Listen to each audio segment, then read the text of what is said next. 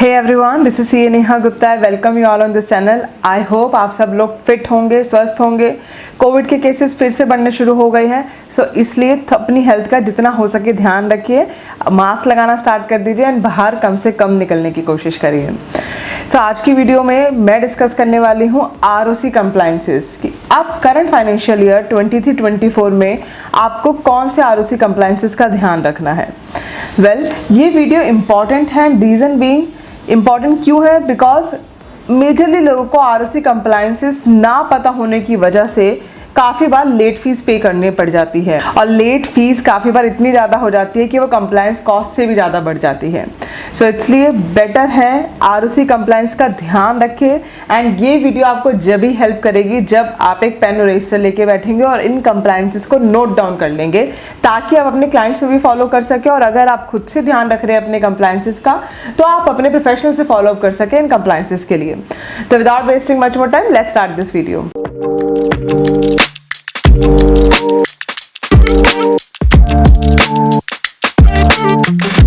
Video में आगे बढ़ने से पहले हमेशा की तरह मेरी छोटी सी रिक्वेस्ट है, प्लीज चैनल को सब्सक्राइब कर दीजिएगा एंड बेल नोटिफिकेशन को भी प्रेस कर दीजिएगा, जिससे कि आपको नोटिफिकेशन मिलता रहे और हमें मोटिवेशन मिलता रहे और काम करने का। सबसे पहला कंप्लायंस जो सबसे पहले ड्यू हो रहा है वो है 30 अप्रैल को।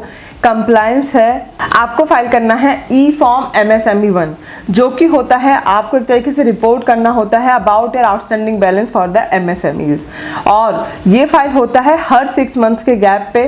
सो अभी के लिए ड्यू डेट जो फर्स्ट फॉल कर रही है वो कर रही है 30 अप्रैल को, और जिसके अंदर कवर होगा फ्रॉम 1 अक्टूबर टू 31 मार्च 2023 का डाटा।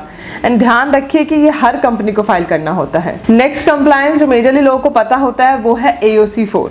AOC 4 फाइल करना होता है within 180 days from the financial year end. So अभी के लिए डेट पड़ेगी वो पड़ेगी 27 सितंबर 2023, और ये साल में एक बार ही फाइल करना होता है। और इसके अंदर हमें ROC में अपने फाइनेंशियल स्टेटमेंट को भी साथ में सबमिट करना होता है। नेक्स्ट फॉर्म है DPT 3, जिसकी ड्यू डेट है 30 जून 2023, एंड ये भी एनुअली आपको एक ही बार फाइल करना होता है, और मेजरली सभी कंपनी के लिए एप्लीकेबल है अगर आपके कोई डिपॉजिट्स खड़े हैं तो, जिसको बोला जाता है रिटर्न ऑफ डिपॉजिट्स। सो इसलिए इस फॉर्म का खास ध्यान रखें। जितना भी आपको deposits, loans and advances report करने हैं, इस फॉर्म के थ्रू ही बैलेंस शीट में जाएंगे। नेक्स्ट फॉर्म आता है डायरेक्टर KYC का। डायरेक्टर KYC की लास्ट डेट होती है 30 सितंबर 2023, एंड इस फॉर्म में ध्यान रखिए लेट फीस बहुत हैवी है, वो है 5000 फॉर ईच KYC। सो इसलिए इस फॉर्म का ध्यान रखते हुए टाइमली डायरेक्टर की ईच एंड एवरी डायरेक्टर का KYC जरूर कर दीजिए।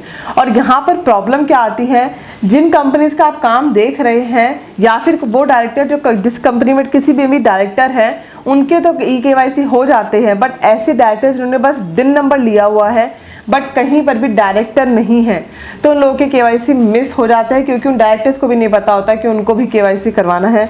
सो ऐसे केसेस में खास ध्यान रखिए डायरेक्टर्स, यानी कि मैं बोलूँगी वो लोग जिनके पास दिन नंबर है, आपको KYC करवाना मैंडेटरी है। नेक्स्ट फॉर्म आता है ई फॉर्म FC3, जो कि सारी फॉरेन कंपनीज को सबमिट करना होता है, जिसके भी इंडिया में कोई भी ब्रांच है, with the principal place of business with all the branch address, जो कि है एनुअल कंप्लायंस, और फाइल करना होता है बिफोर 30 सितंबर 2023। इट मींस लास्ट डेट पड़ती है 30 सितंबर 2023। सारे ही ब्रांच ऑफिस, प्रोजेक्ट ऑफिस सभी के लिए एप्लीकेबल हो जाता है। नेक्स्ट फॉर्म आता है ADT 1 ऑडिटर अपॉइंटमेंट का, जो कि जैसे ही 5 इयर्स कंप्लीट हो जाती है आपको फिर से इंटीमेट करना होता है to your registrar about the appointment of the auditor. एक चीज और मैं आपको यहाँ पे क्लियर कर दूं, जो मैंने पहले AOC 4 के बारे में बात की थी वो था OPC के लिए, जो विद इन 180 डेज फाइल करना होता है। अब मैं बात कर रही हूँ AOC 4 for all the private limited companies, जो कि हमें फाइल करना होता है within 30 days from the date of the AGM, जो कि एप्लीकेबल होता है सारी कंपनीज पे, और एनुअली ही एक फॉर्म फाइल करना पड़ता है। और जैसे कि मैंने आपको पहले बताया, ई फॉर्म MSME 1 जो कि हर 6 मंथ में फाइल होता है। सो पहला फॉर्म जो कि 30 अप्रैल 2023 को जाना था, सेकंड फॉर्म अब जाएगा 31 अक्टूबर 2023। इस फॉर्म का भी ध्यान रखिए, और इसके लिए डिटेल में ऑलरेडी आपसे बता चुकी हूँ कि किन किन लोगों पे ये एप्लीकेबल होगा और क्या क्या इसमें रिपोर्ट करना होगा। नेक्स्ट फॉर्म है ई फॉर्म CRA 4, जो कि मेजरली कॉस्ट ऑडिटर्स के लिए होता है फॉर द स्पेसिफाइड कंपनीज, जो कि हमें फाइल करना होता है 30 days from the receipt of the cost auditor report. Next form है फॉर्म 8 फॉर द LLP, जो कि अब से V3 पोर्टल में फाइल होगा। एनुअली एक ही बार ये फॉर्म फाइल होता है, हर LLP को फाइल करना होता है। ड्यू डेट इसकी बनती है 30 अक्टूबर 2023। नेक्स्ट फॉर्म है ई फॉर्म MDT7, जो कि फाइल करना होता है within 60 days from the date of the AGM, और जो कि फाइल होता है एनुअली, यानी कि एनुअली आपको एक फॉर्म फाइल करना है, जो कि सारी कंपनीज के लिए एप्लीकेबल है अपार्ट फ्रॉम OPC। OPC के लिए भी है बट उसे बोला जाता है MDT7A, और जिसको भी फाइल करना होता है within 60 days from the date of the AGM। Next very important form INC20A। जैसे ही आप एक न्यूली कंपनी बनाते हैं उसके विद इन 180 डेज एक फॉर्म जाता है INC20A, जिसके थ्रू एक सर्टिफिकेट जाता है कमेंसमेंट ऑफ बिजनेस का, यानी कि शेयर कैपिटल इंट्रोड्यूस हो गई है, बिजनेस स्टार्ट हो चुका है। ये वन टाइम फॉर्म फाइल होता है एंड ये फॉर्म फाइल करना मैंडेटरी है। इवन जैसे ही आप कंपनी का बैंक अकाउंट ओपन करवाने जाएंगे बहुत बार बैंक आपसे फॉर्म जरूर मांगेंगे, सो इसलिए एंड साथ में लेट फीस बचाने के लिए भी ये फॉर्म बहुत ज़रूरी है।